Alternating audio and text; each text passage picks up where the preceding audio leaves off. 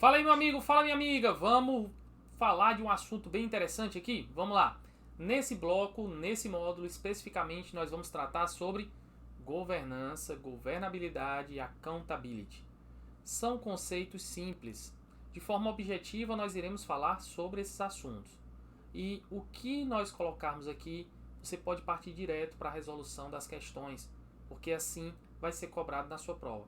Então vamos lá? Vamos entender um pouquinho o conceito? Vamos lá, deixa eu colocar na tela para você, olha só. Pronto, tá na tela para você. Governabilidade, governança e accountability. Vamos começando então pela ideia do conceito de governança e governabilidade. O que é governança pública? Compreende essencialmente os mecanismos de liderança, olha só, liderança, estratégia e controle postos em prática para avaliar, para direcionar e monitorar a atuação da gestão com vista à condução de políticas públicas. Isso é importante, ó. Conduzir as políticas públicas e a prestação de serviços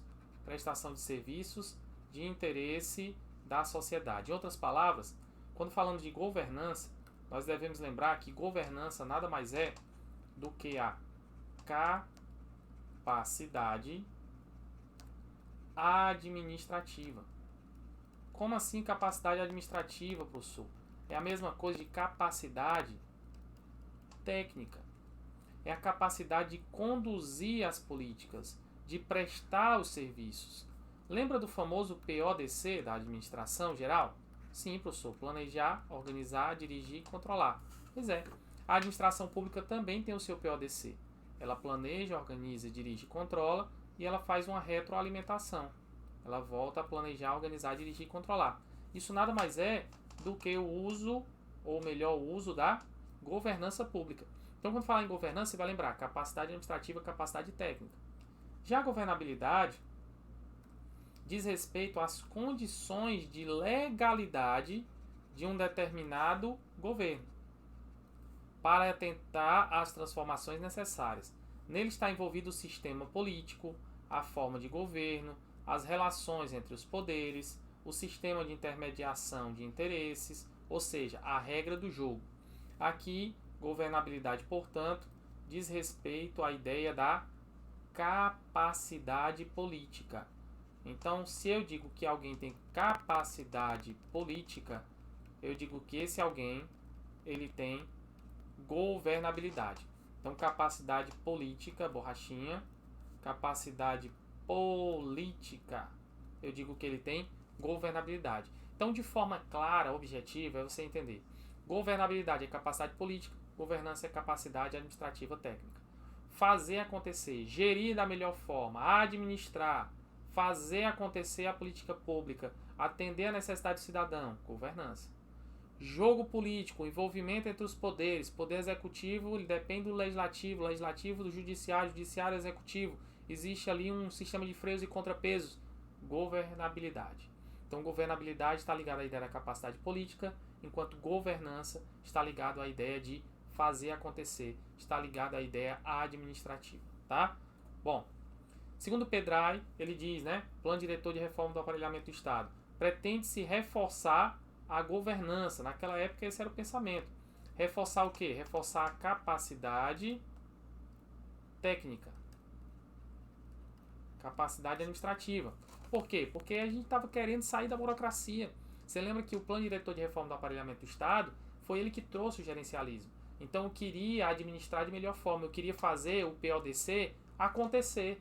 Acontecer porque a visão era nos fins e não nos meios. Era na necessidade social e econômica da sociedade. Então, para atender essa sociedade, eu preciso de governança. Ele diz a capacidade do governo do Estado, através da transição programada de um tipo de administração pública burocrática, rígida e ineficiente, voltada para si próprio e para o controle interno, para uma administração pública gerencial, flexível e eficiente, voltada para o atendimento do cidadão. O governo brasileiro não carece de governabilidade. Ou seja, naquele momento, década de 90, nós tínhamos governabilidade. Nós tínhamos o quê? Capacidade política. Tá? Ou seja, de poder para governar, porque legitimamente nós votamos e nós colocamos pessoas lá para nos representar. Né? Então ali nós tínhamos governabilidade. O que nos faltava era governança. Hoje, talvez, no Brasil, nesse período que nós estamos, talvez falte até as duas coisas, governança e governabilidade. Em alguns momentos se faltou governabilidade. Quando, professor? Por exemplo, governos que foram impeachmentados, a gente pode observar que era uma falta de governabilidade. O que é governabilidade? Não tinha apoio político, não tinha apoio da maioria do Congresso. Ah, professor, isso é muito. É um jogo. Sim, a política é um jogo. Então a ideia de governabilidade ela existe. É natural dentro do sistema. E principalmente dentro de um meio em que nós estamos, de uma república e de uma democracia. Nós precisamos de tudo isso para funcionar. Mas além disso, precisamos também da capacidade de atender a necessidade do cidadão. Portanto, precisamos de governança. Era o que dizia o Pedralho, né? Ou seja, o poder de governar, continuando aqui, ó, dada a sua legitimidade democrática e o apoio com que conta na sociedade civil. Enfrenta, entretanto, o problema de governança na medida em que sua capacidade de implementar as políticas é limitada pela rigidez e ineficiência da máquina administrativa, era o que dizia o Pedralho à época, né? Bom, vamos entender os tipos de governança. Nós podemos ter a governança, que é a capacidade administrativa externa, e a governança interna. O que é a governança? Vamos começar pela interna. É a gestão dos diversos recursos públicos, ó, das pessoas, dos recursos financeiros, recursos materiais, dentro da administração. O que é a governança externa? É a coordenação com diversas entidades governamentais e não governamentais na implementação das políticas. Então, quando nós temos essa interação, não no jogo político, tá? Mas a interação na tentativa de implementar as políticas, ó, sempre é uma tentativa de colocar em prática, né? Implementar as políticas, nós estamos falando de governança externa. Quando eu pego os recursos dentro da própria máquina e boto para funcionar da melhor forma, eu tenho uma governança interna, tá? Bom, accountability. Accountability é um conceito que ele não é definido de forma clara. Mas o que nós podemos entender quando fala de accountability é você sempre lembrar que accountability refere-se a uma prestação de contas. Falou em prestação de contas, vamos lembrar de accountability. Só que não é só prestar conta, é você prestar conta de forma transparente, de forma responsável, é você entender que existe um controle. Então todas essas palavras aqui, ó, elas estão ligadas ao accountability, tá? Ó, fiscalização, responsabilização, controle, né?